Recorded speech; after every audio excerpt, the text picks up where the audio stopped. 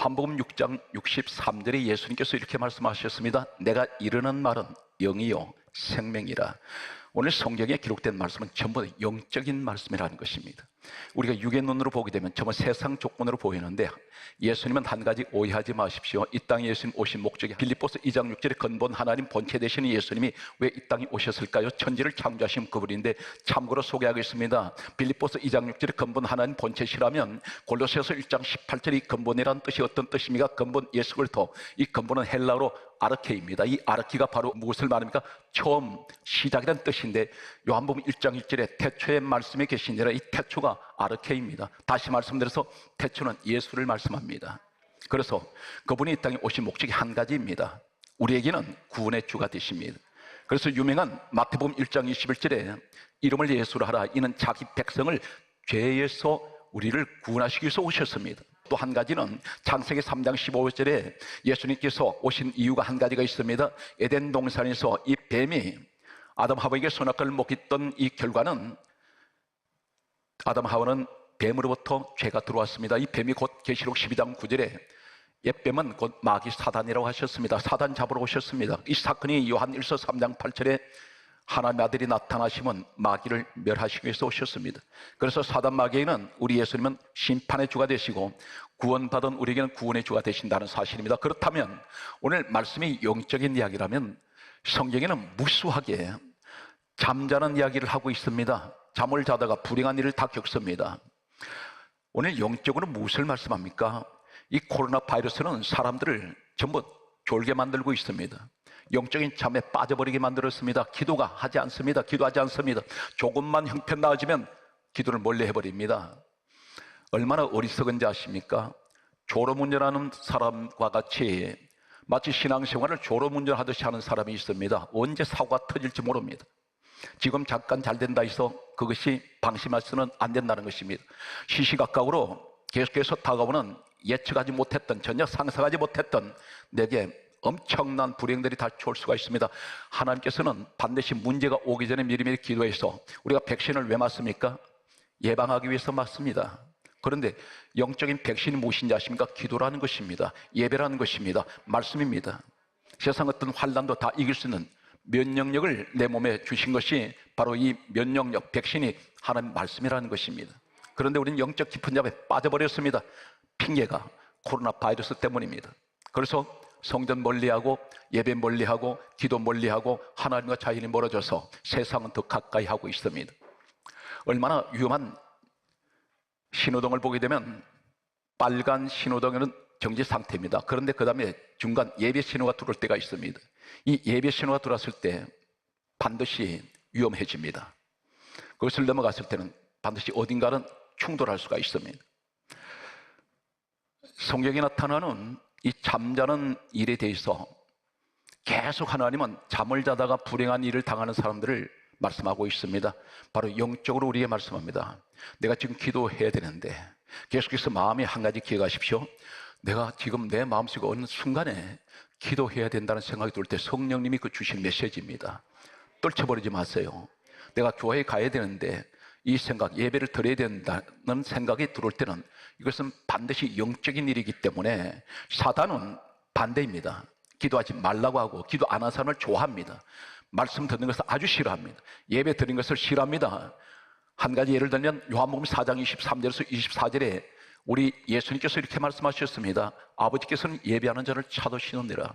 그런데 마귀는 다니엘서 9장 27절에 보게 되면 마지막 때가 되면 성도들한테 두 가지를 못하게 합니다. 제사를 금지시킵니다. 예배를 금지시키고 하나님 앞에 드려지는 예물을 대단히 인색하게 만들어서 하나님 앞에 성전에서 예물 못 드리게 만듭니다.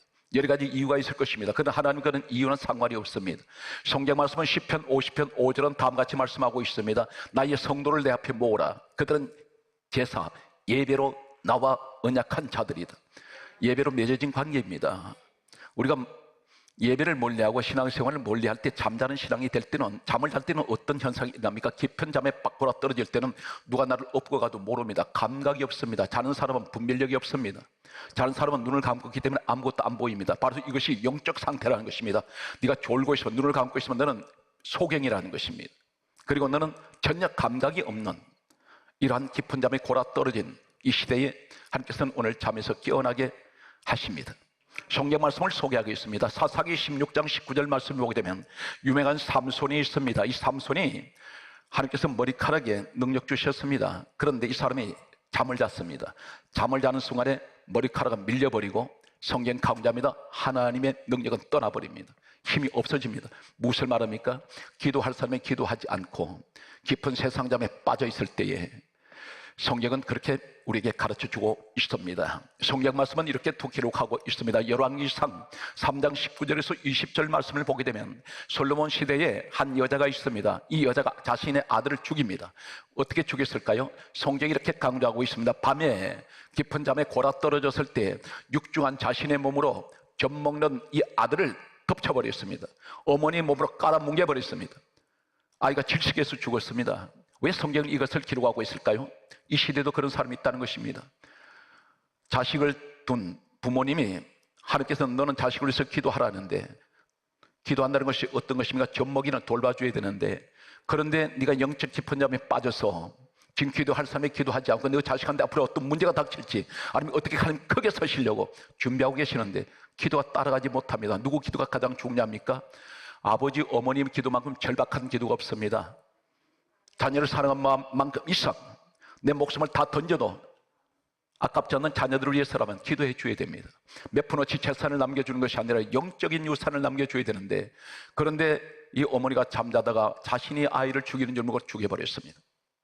성경 말씀은 계속 잠자는 자에 관해서 또 이렇게 강조하고 있습니다. 사도행전 20장 9절에 보게 되면 성령 사건이 있고 난 후에 전 성경, 어쩌면 전 예수님께서 이 땅에 오신 2000년 역사 속에 가장 위대한 설교가라고 할 수 있는 사도 바울이 한 말씀을 전합니다. 그런데 이때 유두고라는 청년이 3층에 올라가서 창문에 걸터앉아서 하나님의 주옥 같은 말씀을 들었습니다. 그때에 성경이 이렇게 강조합니다. 유두고가 말씀을 들으면서 깊이 졸더니 상당히 조심하시기 바랍니다. 예배 시간에 조는 분들이 계세요. 이분이 몸이 피곤해서가 아닙니다. 영적인 문제입니다. 정말 그런가 얘기를 들어보세요. 예배 시간에, 짧은 그 시간에 세상 이야기할 때는 몇 시간이고 계속해서 입을 다물 줄 모르는 사람이 예배 시간에 그 짧은 시간에도 졸고 있는 이 상태가 어떤 영적으로 진단하고 있을까요? 대단히 중요한 말씀을 주님이 직접 지시합니다. 성경 말씀은 오늘 이렇게 기록합니다. 유두고 청년이 창문에 걸터앉아 있다가 깊이 졸므로 창문 밖으로 떨어져 버렸습니다. 죽어버렸습니다. 존다는 것은 성경이 전부 다 불행입니다. 잠자고 있다는 것은 대단히 좋지가 않습니다. 그런데 바울이 내려가서 이 떨어진 이 청년을, 죽은 청년을 다시 살려 주었습니다. 성경 말씀은 계속해서 우리에게 다음 같은 말씀을 하고 있습니다. 고린도전서 11장 30절은 이렇게 말씀합니다. 너희 중에, 이 시대를 조명합니다. 세 가지를. 너희 중에 약한 자가 많고 병든 자가 많고 잠을 자는 자가 적지 아니하도다. 세 가지만 말합니다. 믿음이 대단히 약한 시대입니다. 사소한 것 가지고도 그대로 넘어집니다. 주님이 염려하지 말라 하셨는데도 염려하지 않는 것이 아니라 근심이 가득합니다. 이것저것 전부 세상의 온갖 근심은 다 가슴 안에, 마음속에 다 집어넣어 놨습니다. 정반대의 현상이 일어나고 있습니다. 병든 자가 많다 했습니다. 영적 병든 자가 너무 많습니다. 성경은 많다고 했습니다. 그리고 잠자는 자가 적지 아니하다. 다 잠을 자고 있습니다. 영적으로 잠잡니다. 기도 소리가 별로 들리지 않습니다. 성전에서 기도 소리가 들리지 않습니다. 기도는 하는데 입으로 중얼중얼합니다. 간절하게 부르짖는 기도 소리는 들리지 않습니다. 기도가 잠을 자는 시대입니다. 예배가 잠을 자고 있습니다. 오늘 성경 말씀은 또 이렇게 기록합니다. 데살로니가전서 5장 6절에 성경 말씀합니다. 우리는 다른 이와 같이 자지 말고 오직 깨어 정신을 차려라. 우리가 정신 차려야 될 때입니다. 하나님께서 그렇게 말씀하셨습니다. 베드로전서 5장 8절에 우리가 깨어있지 않으면 어떤 일이 일어날까요? 성경 강조합니다. 근신하라, 깨어라. 이 깨어란 말은 잠에서 깨어나라. 왜 그렇습니까? 노희 대적 마귀가 우는 사자같이 두루 다니며 삼킬 자를 찾나니 통째로 삼켜버립니다. 이 마귀가 택한 사람들을 찾아다녀요. 그럼 누구를 노리느냐면 자는 자를 노린다는 것입니다.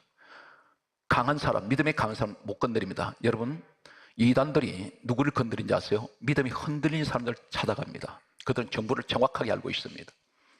여러분, 이단들이 접근할 때 그냥 무조건 접근하지 않습니다. 여러분에 대한 정보를 사전에 다 알고 있는 사람입니다. 그래서 충분히 알고 가서 무슨 예언이나 하는 것처럼 신통한 사람같이 자신에 대해서 너무나 잘 알고 있습니다. 어떻게 알까요? 주변에 있는 사람을 통해서 정보를 입수하기 때문입니다. 정보 수집해서 치밀한 계획 속에서 이 사람한테 접근한다는 사실입니다. 그래서 누군가가 나에 대해서 뭔가 좀 더 자세하게 예언을 한답시고 얘기할 때 절대로 이런 데 현혹되시면 안 됩니다. 오늘 성경 말씀은 다음과 같이 말씀하고 있습니다. 예수님께서 친히 하신 말씀이 마태복음 13장 5절에 보게 되면 사람들이 잘 때에 원수가 와서 가라지를 뿌리고 갑니다. 지금 우리는 내가 알곡인지 가라지인지도 모르고 있습니다. 그런데 잠을 잘 때 원수가 왔는데 이 원수가 누구일까요? 마태복음 13장 39절에 예수님이 친히 이 정체를 벗겨버립니다. 마귀가 가라지를 뿌리고 갔다 했습니다. 이 원수가 마귀입니다. 그러면서 예수님께서 가라지가 돼버리면 뭐라고 말합니까? 나는 교회를 다니는데 구원받은 줄 알았더니 마태복음 13장 30절에 예수님이 친히 하신 말씀 보게 되면 추수 때까지 두어라. 그래서 가라지는 가려내서 불에다가 던져버려서 살라버릴 것이다. 불은 지옥입니다. 이 말이 무슨 말입니까? 사단 마귀가 언제 가라지 만드나요?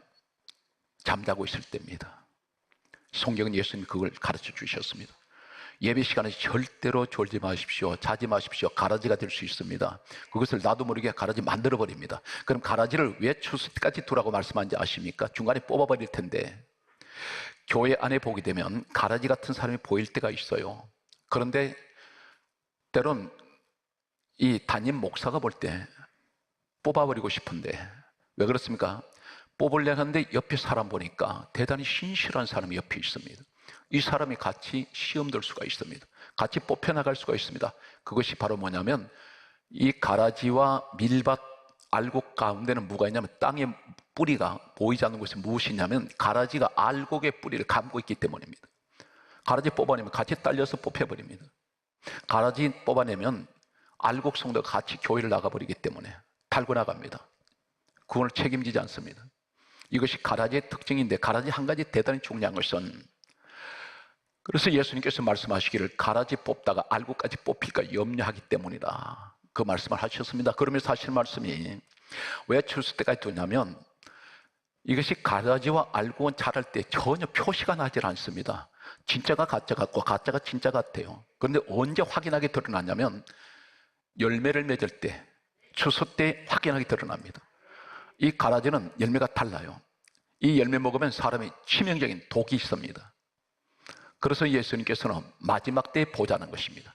지금은 내버려 두고 있습니다. 그래서 교회 안에 말썽을 피워도 하나님을 대적하고 성도를 넘어뜨리고 시험에 들게 해도 내버려 두신 이유가 뭐냐면 추수 때 가서 보자는 것입니다. 이것이 하나님의 중간 결산을 하지 않습니다. 계속 회개할 기회도 주십니다.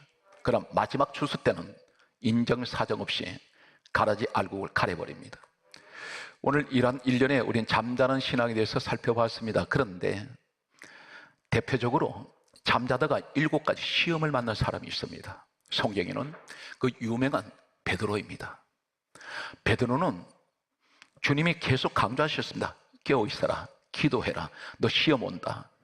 우리에게 지금 하시는 말씀입니다. 그런데 아랑곳 없어요.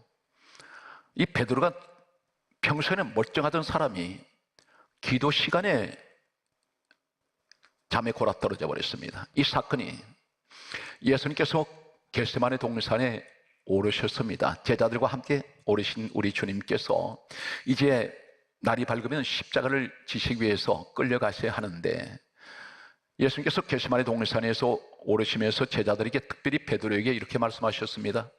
여기서 너희는 깨어 기도해라.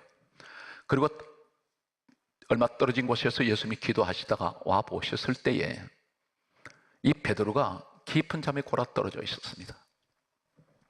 그래서 예수님께서 말씀하시기를 마태복음 성경은 26장 40절에서 41절에 이렇게 말씀하고 있습니다. 어찌하여 자느냐? 시험에 들지 않게 깨어있어 기도하라. 너 그렇게 자면 안 된다. 너에게 지금 다가오는 시험이 한두 가지가 아니다. 지금 우리에게 말씀합니다. 너 왜 이렇게 지금 현실에 안주하고 있느냐? 기도해야 되는데 네가 너 가정을 위해서 기도하지 않으면 너 기도 가정에서 해줄 사람이 없다. 네가 이 기도하기 위해서 하기 싫어도 무릎 꿇고 엎드려야 하는데 왜 자고 있느냐? 잘 때가 아니다. 그 말씀을 지금 우리에게 하고 있습니다. 한 해가 이제 마감되면 이제는 지금까지 하나님 앞에 우리가 내 자신을 돌아볼 때 이것이 잘못되었다면 회개하고 내년 신년 새해는 기도하는 해, 가정에 환란이 오지 않는 해, 내가 기도했던 모든 문제가 해결받는 해, 행운의 한 해가 되셔야 됩니다. 방법은 하나님께 있습니다. 오늘 성경 말씀은 이렇게 기록합니다. 첫 번째, 이 사람이 시험이 찾아온 것은, 만나지 말아야 될 시험이 온 것은, 이 베드로가 첫 번째 만났던 시험은 어떤 것입니까? 요한복음 18장 10절 말씀에 보게 되면 베드로와 제자들이 예수님과 함께 기도하고 겟세마네 동산을 지금 내려오시는데 예수님을 잡으러 왔던 가룟 유다가 앞에 서고 로마 군병들이 그리고 여러 명의 사람들이 예수님을 잡으러 왔습니다. 대치하고 있습니다. 이때에 성경 말씀은 이렇게 기록하고 있습니다. 요한복음 18장 10절 말씀을 보게 되면 베드로가 칼을 빼서 그 예수님을 잡으러 온 사람 일행 가운데 대제사장 이름을 기록합니다. 말고라는 사람 오른편 귀를 베어버렸습니다. 대치하고 있는 거리입니다. 얼굴과 얼굴과 마주보는 것이 아니라 거리를 두고 있는데 어떤 사람은 이렇게 말합니다. 이때 베드로가 가지고 있던 이 칼이 짧은 칼이었을 것이다. 아닙니다. 참고로 말씀드리면 베드로는 어부이니까 회 떠먹으려고 칼 가지고 다녔을 것이다. 아닙니다. 이미 이 사람은 어부일을 청산한 지가 예수님 따른 지가 3년 6개월입니다. 이 사람이 가지고 있던 칼은 우리가 원어의 그 어근을 보게 되면 긴 칼입니다. 전쟁에서는 그러한 칼을 차고 다닙니다. 왜 차고 다닐까요? 자신의 힘을 믿고 있습니다. 육신의 힘을 믿습니다. 이 사람 칼을 얼마나 잘 쓰는지 앞에 있는 사람 귀를 정확하게 떨어뜨린 사람입니다. 예수님께서 이렇게 말씀하셨습니다. 칼을 가진 자는 칼로 망한다. 그렇게 말씀해서 이게 뭘 말합니까? 육신의 힘을 가지고 하는 자는 육신은 망한다. 그러므로 이 귀를 떨어진 귀를 다시 붙여 고쳐 주셨습니다. 여기서 뭘 말합니까? 예수님 앞에서 이 사람은 예수님을 의지하는 것이 아니라 자신의 칼을 의지하고 있다는 것입니다. 영적으로 깊은 잠에 빠진 사람은, 기도하지 않는 사람은 어떤 것을 보여줍니까? 베드로같이 문제를 만나면 예수님 의지하지 않습니다. 내 힘으로, 육신의 힘으로 뭘 해결하려고 하고 있습니다. 그래서 이 사람은 육신의 힘을 의지하기 위해서 칼을 가지고 앞에 있는 사람 귀를 떨었는데 해결이 됩니까? 해결이 안 됩니다. 뭘 하든지 하나님의 힘을 구하지 않습니다. 자신의 힘으로 무엇을 하려고 합니다. 육신의 힘을 의지합니다. 이것이 첫 번째 실패였습니다. 두 번째는 마태복음 26장 56절에 보게 되면 예수님께서 그 다음에 어떤 일이 납니까? 붙잡혀 섰습니다. 붙잡혀 설 때 성경 강조합니다. 제자들이 다 예수를 버리고 도망해버립니다. 기도하지 않는 사람은, 영적으로 조는 사람들은, 잠자는 신앙은 반드시 자신에게 조금만 불리해지면 예수님 버려버립니다. 이것이 잠자는 자들의 두 번째 위험입니다. 세 번째는 어떤 일이 있을까요? 마태복음 26장 58절에 보게 되면 멀찍이 예수를 따라갑니다. 절대 주님 가까이 하지 않습니다. 에베소서 1장 23절에 교회는 주님 몸이라 있습니다. 그런데 교회 가까이 하지 않습니다. 일정한 거리를 두고 있습니다. 항상 신앙생활에서 하나님과 일정한 거리를 둡니다. 어떤 분들은 이렇게 말합니다. 교회 가까이 가면 시험 들어. 그렇다면 교회가 주님 몸이면 예수님 가까이 하면 시험 듭니까? 똑같은 이야기입니다. 신앙생활에 잠자는 신앙은 기도하라 했는데 기도하지 않다가 베드로는 차도한 이 시험은 첫 번째는 육신의 힘을 믿고 예수님 앞에서 행동하는 사람, 육신의 힘으로 해결하는 사람. 두 번째는 조금만 불리지면 도망가 버리는 사람. 세 번째는 항상 일정한 거리를 두고 주님을 따라가는 사람들. 이것이 실패의 세 번째입니다. 네 번째는 어떤 일이 있을까요?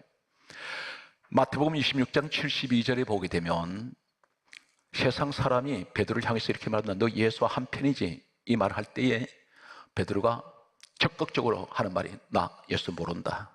저 사람 몰라. 부인합니다. 성경은 계속해서 다섯 번째는 이 사람 실패가 무엇일까요? 마태복음 26장 74절에 계속해서 사람이 너 예수와 한편이지 말할 때 이제는 부인보다도 더 한 단계 높여서 예수님 저주해 버립니다. 예수님 보신 앞에서 저주했습니다. 그러면서 하는 말이 맹세코. 예수님 앞에서 맹세합니다. 그런데 이 사람 무슨 생각이 났나요? 예수님께서 하신 말씀이 있었습니다. 닭 울기 전에 내가 나를 3번 부인하리라. 이 말씀이 생각나서 통곡을 했던 사람입니다. 처절하게 무너집니다. 여섯 번째는 어떤 실패가 있었습니까? 요한복음 20장 10절에 보면 예수님 부활하셨다는 소식을 듣고 무덤으로 달려갔는데 예수님 무덤에 부활하신 주님 모습이 보이지 않습니다. 빈 무덤이었습니다. 그런데 성경이 이렇게 말씀합니다. 자기 집으로 돌아가니라. 예수님 부활하시면 찾아야 될 거 아닙니까? 그런데 찾지 않습니다. 포기해버렸습니다. 일곱 번째가 이 사람 실패가 어떤 실패입니까? 성경 말씀은 요한복음 21장 3절에 나는 물고기 잡으러 가노라. 물고기 잡으러 간다는 이 말이 무슨 말입니까? 예수님 만나기 전에 세상으로 돌아갑니다. 가버렸습니다. 이렇게 7가지 베드로가 실패했을 때 하나님은 포기할까요? 오늘 우리 모습입니다. 내가 실패했는데 하나님 나 포기할까요? 포기하지 않습니다. 부활하신 예수님, 이 베드로가 물고기 잡는 그곳에 찾아오셨습니다. 그래서 요한복음 21장 9절에 성경은 예수님이 친히 베드로 먹이려고 숯불에 생선을 구우시고 떡을 구우셨습니다. 그리고 하실 말씀이 요한복음 21장 12절에 이리 와서 조반 먹어라 그러세요. 배고픈 줄 아시고 시장 간 거 아시고 너 아침 안 먹었지? 내가 아침 준비해 두었어. 이리 와서 조반 먹자.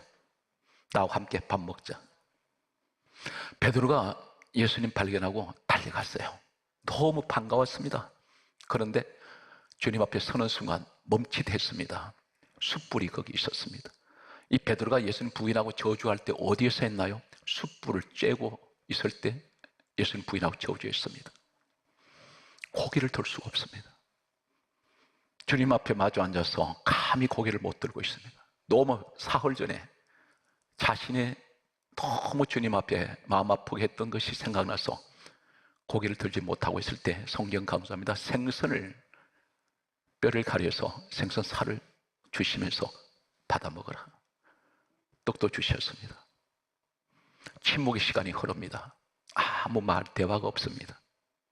잠시의 침묵 시간이 흐른 후에 조반을 마치고 난 후에 예수님이 요한복음 21장 15절에 유명한 여기서 첫 하시는 말씀이 있습니다.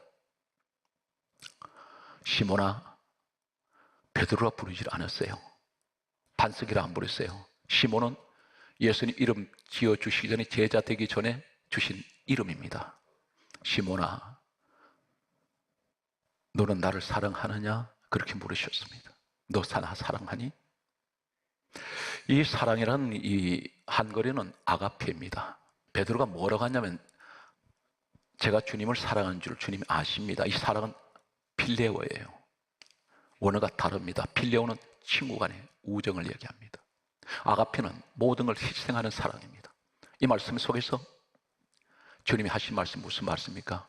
너는 나를 배신했고 너는 나를 부인했고 나 저주까지 했지만 난 너 위해서 난 내 몸을 버렸다. 그런 만큼 너 나 사랑할 수 있냐? 그때 이 베드로는 감히 아가페 이야기를 하지 못합니다. 여기는 회개가 들어있습니다. 저는 필레오였습니다. 주님은 제게 아가페를 주셨지만 저는 필레오를 할 수밖에 없었습니다. 회개할 때에 예수님께서 그 필레오의 사랑으로 내 양을 먹여라 기회를 주셔서요, 이 사람이 어디로 돌아갑니까? 기도하지 않고 잠자고 있던 이 사람이 사도행전 1장 14절에 예수님 떠나시고 난 후에 이 사람 스스로 찾아간 곳이 어디입니까? 다락방이었습니다. 다락방에서 열흘 동안 120명과 같이 그 좁은 공간에서 계속 기도했습니다. 10일간 기도합니다. 이때 놀라운 성령이 임하시고 불이 임합니다. 이때부터 베드로는 달라집니다. 여러분, 기도 자리 회복하시면 달라집니다. 하나님께서 지금까지 내가 힘들고 어려웠던 어려운 순간들은 다 지나갔고 이제 다시는 하나님, 제가 기도 자리에서 잠자지 않습니다. 예배를 사모하고 깨어 있겠습니다. 마치 베드로가 다락방에서 기도하다가 성령의 불을 받은 같이 이 사람 입을 통해서 어떻게 일어납니까? 단 한 명도 전도하지 못했던 사람, 귀신 한 마리 쫓아내지 못했던 이 사람이 어떤 능력이 나타납니까? 하루에 3,000명씩 주님 앞으로 돌아옵니다. 말씀의 능력이 나타납니다. 기도하더니 마음을 같이하여 기도했습니다. 그때 이 사람 그림자만 지나가도 귀신 들린 사람들, 모든 질병이 걸린 사람들이 다 치료가 됩니다. 오늘 여러분 그 주인공이 되시기 바랍니다. 베드로가 우리와 평범한 사람입니다. 나도 그 자리에 설 수 있습니다. 2022년 신년 새해는 이렇게 준비하시고 승리하시는 여러분 되시기를 주의 이름으로 축복합니다.